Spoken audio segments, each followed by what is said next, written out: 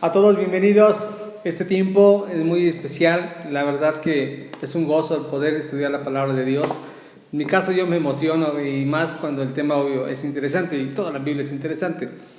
Terminamos hace un par de semanas el libro de los Hechos y muy espectacular las cosas tremendas que hay. Ahora estamos con el libro de Romanos el libro de Romanos, que es un libro que contiene mucha doctrina, la emoción que se puede ver, se puede palpar, es porque empezamos a descubrir, a desentrañar o a mirar el esquema que Dios crea, genera, tiene para ofrecerlo en salvación a nosotros como hombres, como pecadores, la palabra correcta. Y hoy particularmente voy a tocar un tema muy central de todo lo que es el libro de Romanos o la carta de los Romanos, pero también el tema muy central con respecto de qué se trata el Evangelio, de qué se trata esto de ser cristiano, a qué vino Jesús. Y esto es algo muy interesante. Así que nuevamente te doy la más cordial bienvenida. Centro Cristiano Peniel, tenemos este tiempo. Somos parte de la red de iglesias Peniel en toda la República. Nuestra cobertura, nuestro pastor, en este caso es el pastor Rafael Salinas. Centro Cristiano Peniel en la Ciudad de México, se encuentra en la delegación de Azcapotzalco. Y pues bueno, Dios puso esta visión para que en todo lugar donde pueda iniciarse un tiempo de estudiar la palabra de Dios en las casas, en la consigna de alcanzar a México para Cristo, empezando en cada ciudad que Dios nos permita, en cada casa se pueda predicar la palabra. Así que este tiempo está dedicado para eso. Donde tú estás ahora, si es tu casa, si es una oficina, si es algún lugar, reunida gente a tu alrededor, tengas para estudiar esta porción que vamos a tener, Dios puede usarla para poder acercar a la gente a poderle conocer y encontrar la salvación que la Biblia revela. Así que vamos a entrar de lleno. En esta ocasión, la parte que vamos a estudiar está Carta a los Romanos, capítulo 1 y el versículo 16 y 17 en particular es lo que en esta ocasión vamos a poder analizar. Dice entonces estos dos versículos: porque no me avergüenzo del Evangelio, porque es poder de Dios para salvación a todo aquel que cree a todo aquel que cree, al judío primeramente y también al griego. Porque en el Evangelio la justicia de Dios se revela por fe y para fe, como está escrito: mas el justo por la fe vivirá. Esta parte esa es la parte central, es la parte, el meollo de todo el asunto, de donde Pablo va a partir para toda la explicación que viene. Pero esto es importante.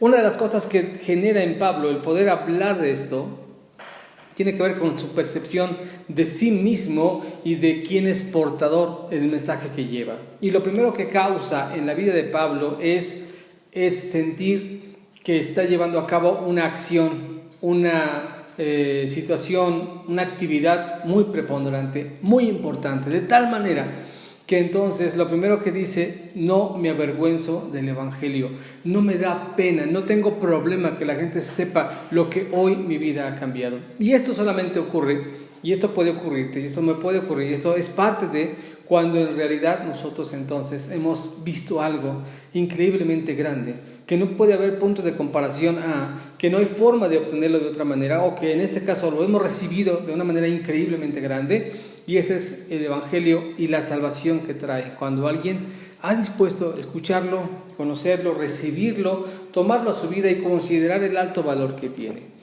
Ciertamente el poder escuchar así lo que yo estoy ahora mencionando, nadie lo podría comprender a menos que lo pudiera vivir, que lo pueda experimentar. Y esa es la idea. Cuando Cristo permite que sus apóstoles le vean en todas las cosas que llevó a cabo, les dijo: es que quiero que ustedes lo aprendan para que lo hagan a otros. Cuando Dios permite y a través del Espíritu Santo revela su voluntad para que sea escrita, es para que el hombre la pueda leer. Cuando el día de hoy hacemos esto que hoy estamos grabando, que hoy estamos analizando, es con la finalidad de que alguien más conozca este poder tan grande que viene del Evangelio. Y entonces, y en consecuencia, tampoco yo puedo avergonzarme de él. No quiero avergonzarme de él. Es más, es un honor el poder hacer esto, porque Dios ha hecho algo en nosotros, algo en mi vida, o en el apóstol Pablo, o en cualquier otra persona, que sabiéndose pecadores, que sabiéndonos perdidos, sin ninguna opción, sin ninguna otra cosa más, Dios tuvo a bien rescatarnos. Hay una historia que es la del rey David. El rey David, cuando Dios lo escoge, resulta que pues está el rey Saúl anteriormente a él. Y entonces el rey Saúl, primer rey de Israel, que era, de acuerdo a lo que la Biblia describe, era muy alto, de hombros para arriba, más alto y sobresaliente de todo el pueblo, de buen aspecto, pero en la parte exterior, de manera humana, podía tener aprobación por sus virtudes físicas tal vez, pero en el corazón no pudo, no llevó a cabo la voluntad de Dios. Porque el punto más importante que tendría que haber hecho un servidor de Dios, porque eso es una autoridad, es haberle obedecido y haberle agradado. Falló, perdió, pecó, se desvió completamente y Dios tuvo a bien encontrar a alguien. Y cuando le dijo al profeta Samuel, que esto está en esa historia que estoy contando, la podemos encontrar en el primer libro de Samuel desde el capítulo 13 en adelante, y Dios le dice al profeta Samuel, lo voy a desechar, no es grato, no lo quiero ya, no necesito a Saúl. Este profeta se entristece pensando, pues es que ¿cómo lo vas a desechar? Es un rey, es el primero. Y entonces le dice, no te preocupes, Samuel, yo voy a encontrar un varón conforme a mi corazón. Esta es la cualidad más resaltada de lo que vino a ser la vida del rey Saúl. Y entonces le dice cómo encontrar, a dónde ir y dónde poderlo tener al rey Saúl. Al rey David, a David en este caso, todavía David. Y entonces, en esta historia, algo increíble sucede. Cuando va a la casa del papá de David, se llama Isaí, le dice, vengo aquí y necesito que me enseñes a tus hijos. Y entonces el papá de Isaí, sabiendo que era el profeta Samuel, sabiendo que como si fuera un cazador de talentos, haz de cuenta, como si hubiera alguien a venir a buscar a tu hijo para ver a quién me llevo para que pueda ser de la primera división, para que pueda tomar un buen cargo, bueno, algo así. Entonces Isaí dice, ok, tengo al mayor, al primogénito, a mi hijo, el más fuerte, el más grande, ¿no? El más rápido, se lo presenta. Aquí está mi hijo. Y entonces Samuel para sí mismo dice, yo creo que este va a ser porque está grande, está fuerte, está apto. Y entonces dentro de sí Dios le dice, tranquilo Samuel, no es la parte exterior lo importante. El hombre mira lo exterior, pero Dios mira lo que está en el corazón. Entonces, esto está escrito para que tú puedas escucharlo. Pablo llega a tener esta expresión, no me avergüenzo, y resulta que el Evangelio, lo que Dios ha expresado, tiene una razón de ser. El rey David, él fue encontrado, Dios lo escoge y dice, este es un varón conforme a mi corazón. Está en la casa el profeta Samuel, llega Isaí con sus hijos, presenta a 1, 2, 3, 4, pasa a todos sus hijos. Y ninguno es indicado para que Dios lo escoja y que sea este varón. Entonces el profeta Samuel le dice, oye Isaí, ¿son todos tus hijos? Dice, no, falta uno. ¿Dónde está? Pues está cuidando las ovejas. Dice, pues ve por él, porque no vamos a terminar esto hasta que no llegue. Y ciertamente van por Saúl, un jovencillo.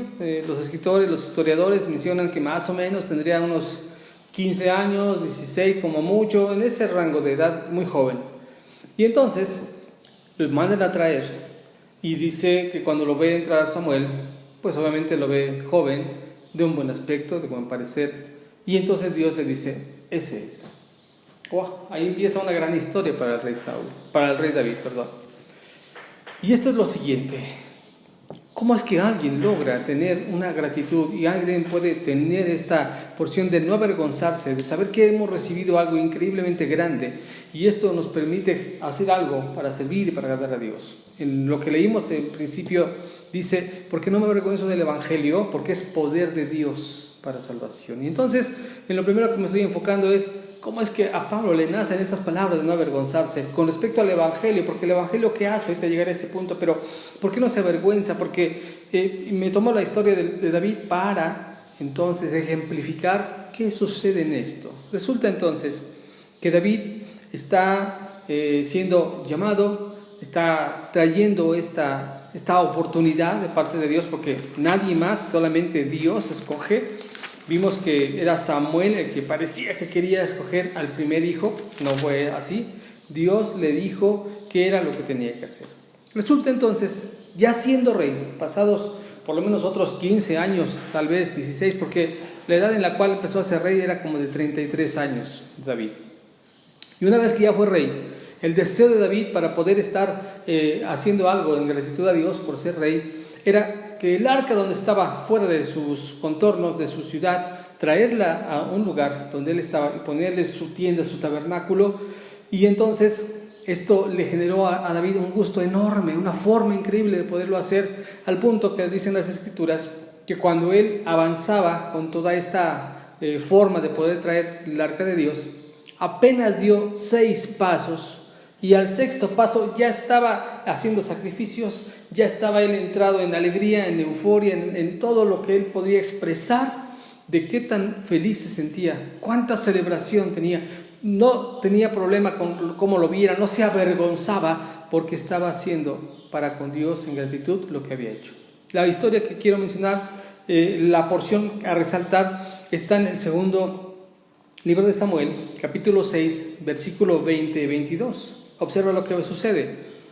Volvió luego David, recuerda, ha traído el arca, la trajo al pueblo, la trajo a la ciudad de Jerusalén, y David está celebrando. Todo el mundo lo ve, él danza. Él danza, grita, brinca y hace todo porque tiene esto en el corazón, gratitud por lo que Dios ha hecho. Y dice el verso 20. La cita segunda de Samuel 6, versículo 20, dice esto. Volvió luego David para bendecir su casa. Y saliendo Mical es la esposa de David, quiero decirte. David se casa con Mical, porque Mical es la hija del rey Saúl. Y se casa con ella porque David tiene una victoria, que también ahí fue algo confabulado, porque el rey Saúl le dijo, bueno, a ver quién me traiga 300 prepucios de un soldado se va a casar con mi hija, con la intención de que a David lo mataran por allá, pero bueno, ahí son otras cosas. Pero el punto es, Mical es hija de Saúl. Se casa David regresa de todo lo que hizo de traer el arca, de adorar a Dios, y se encuentra con Mical.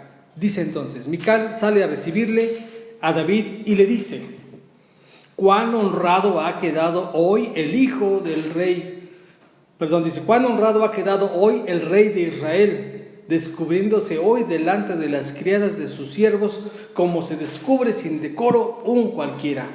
Y agréguele todo el sarcasmo que quiera, porque esto fue lo que Mical le dijo al rey David.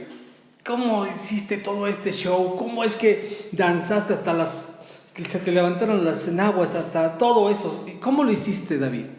Y entonces David le responde a Mical. Entonces David respondió a Mical, fue delante de Jehová quien me eligió en preferencia a tu padre y a toda tu casa, para constituirme por príncipe sobre el pueblo de Jehová, sobre Israel.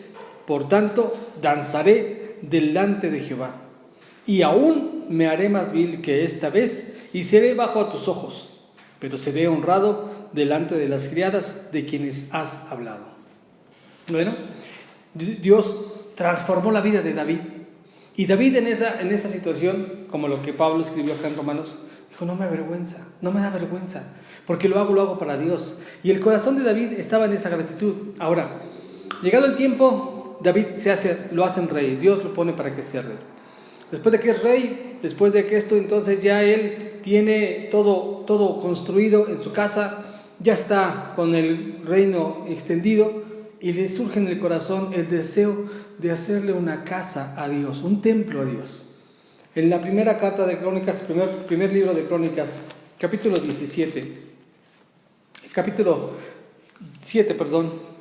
está entonces David externando este deseo de poder estar haciendo algo para Dios. Primera de Crónicas, capítulo 17, versículo 4 al 8. Esta historia que voy a leer es cuando David quiere hacerle una casa a Dios, un templo a Dios, porque él piensa para sí. Yo como rey vivo en un buen lugar, y Dios vive, y la presencia de Dios está en una casa de campaña, en un tabernáculo. Y escucha el diálogo. Versículo 4 al 8, en esta parte es Primera Crónicas 17, verso 4. Ve y di a David mi siervo, Esto se lo dice Dios a un profeta llamado Natán.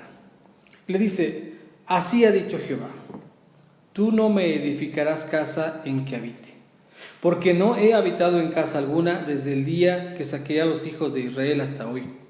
Antes estuve de tienda en tienda y de tabernáculo en tabernáculo. Por donde quiera que anduve con todo Israel, hablé una palabra a algunos de los jueces de Israel, a los cuales mandé que apacentasen a mi pueblo para decirles: ¿por qué no me edificas una casa de cedro? Dice: por tanto, ahora dirás a mi siervo David: así ha dicho Jehová de los ejércitos, yo te tomé del redil, de detrás de las ovejas, para que fueses príncipe sobre mi pueblo. Y he estado contigo en todo cuanto has andado, y he cortado a todos tus enemigos de delante de ti. Y te haré gran nombre como el nombre de los grandes en la tierra. Esto se lo dijo Dios a David. Eso produce gozo, alegría, de tal manera que Pablo entonces aquí en Romanos dice: yo no me avergüenzo del Evangelio. No hay forma de avergonzarse cuando Dios ha hecho algo tan glorioso.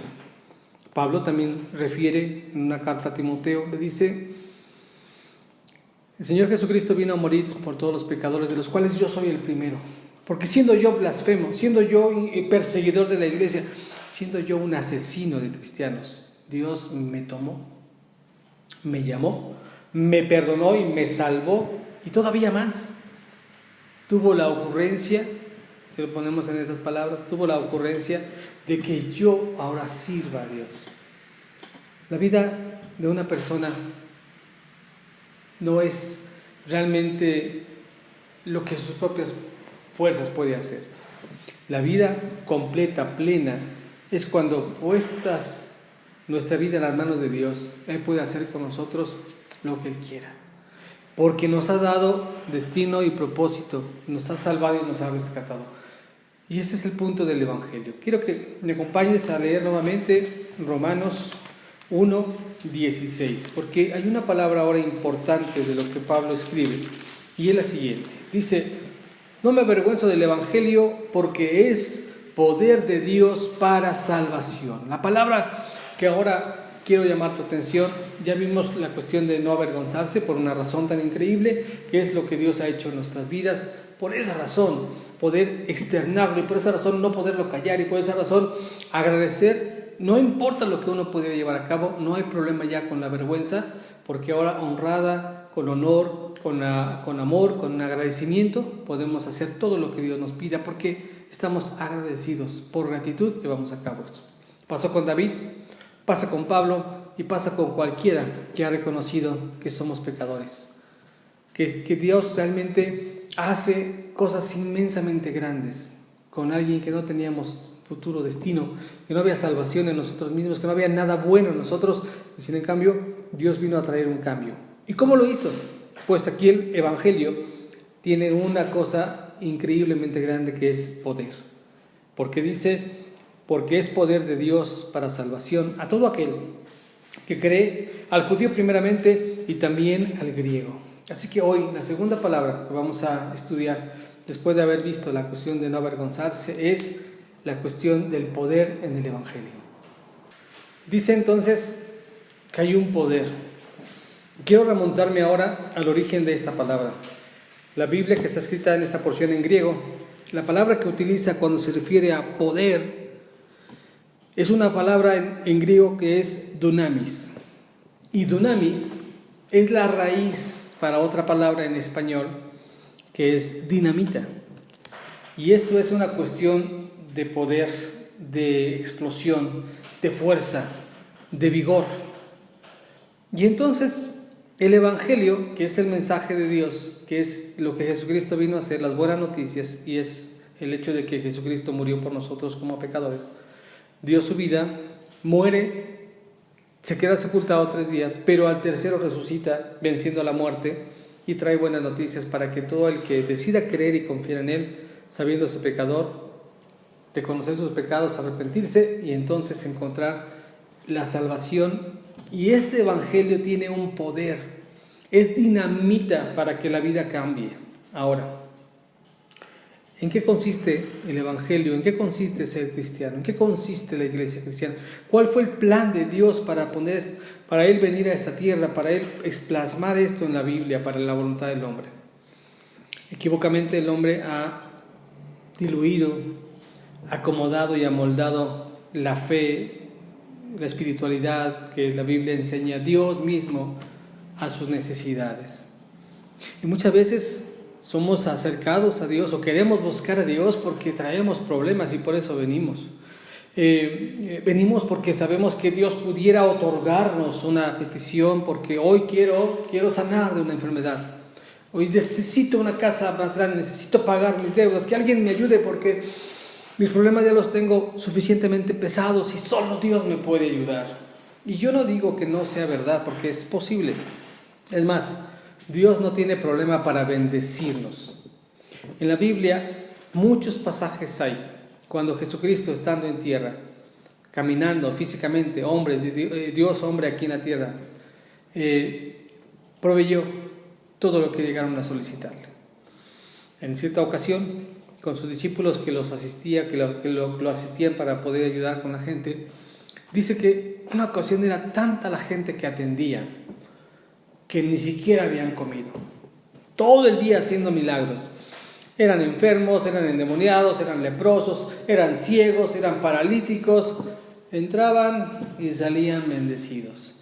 Una ocasión, o más de una o dos veces por lo menos, están registradas en la Biblia, toda la multitud escuchando, 4,000, 5,000 personas, entre niños, varones sin contar niños y mujeres, así que eran más de 4,000. ¿Tienen hambre? Pues no hay tiendas por aquí, no hay mercados, no hay nadie que pueda dar de comer. ¿Qué hacemos? ¿Qué hay por ahí? Trae alguien pez, trae pan. Siéntenlos.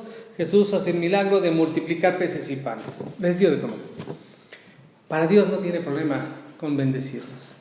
Ciertamente nosotros estamos más urgidos de esa bendición, pero para Dios no tiene ese problema. El interés de Dios, más que otra cosa que bendecirnos, es que nosotros en nuestra mente y corazón seamos transformados para cumplir un propósito aquí en la tierra. Y eso lo genera el Evangelio. El poder de Dios que nos capacita viene de parte del Espíritu Santo. Hechos capítulo 1, versículo 8, menciona la promesa de poder que viene para que nuestra vida no sea una cuestión meramente religiosa. Hechos 1, 8 dice lo siguiente: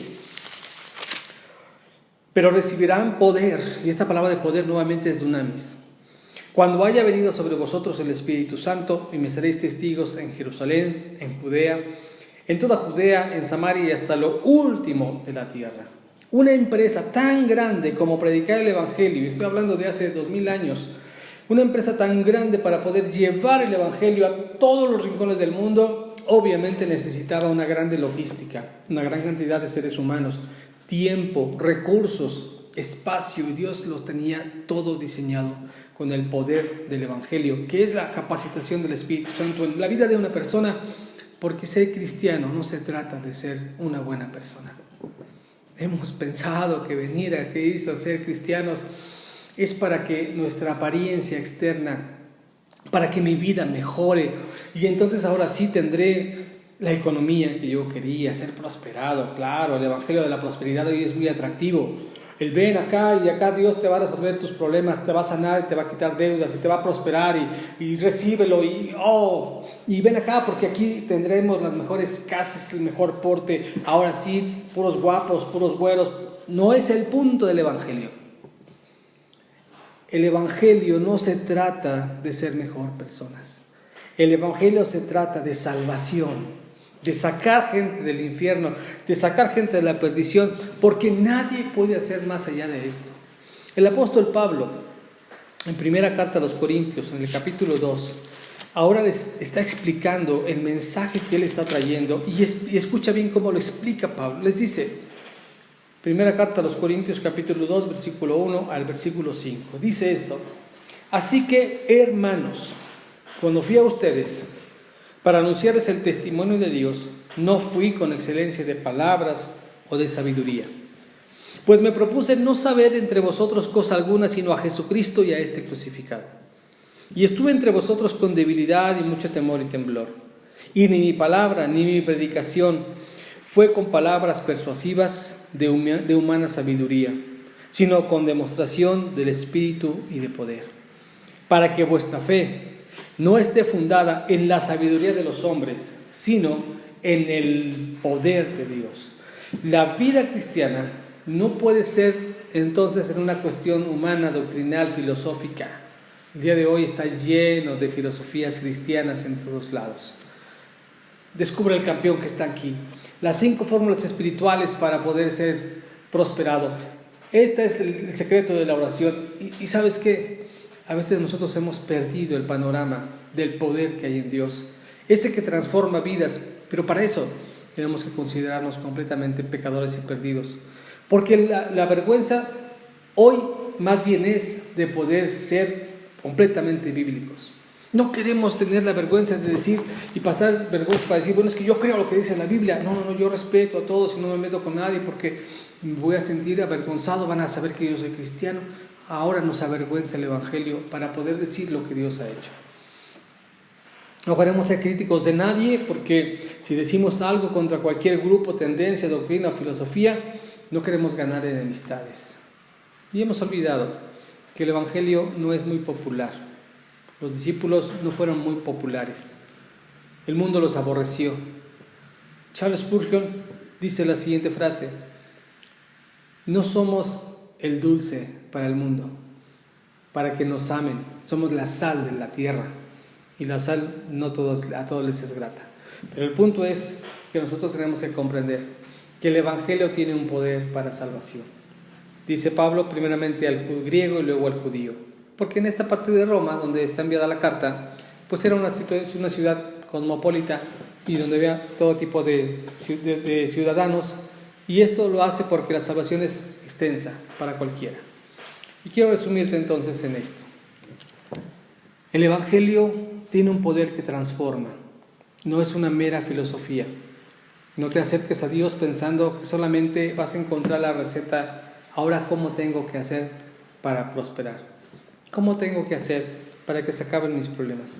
¿Cómo tengo que hacer para que ahora me lleve bien con mi familia, mi esposa, mis hijos? Solamente.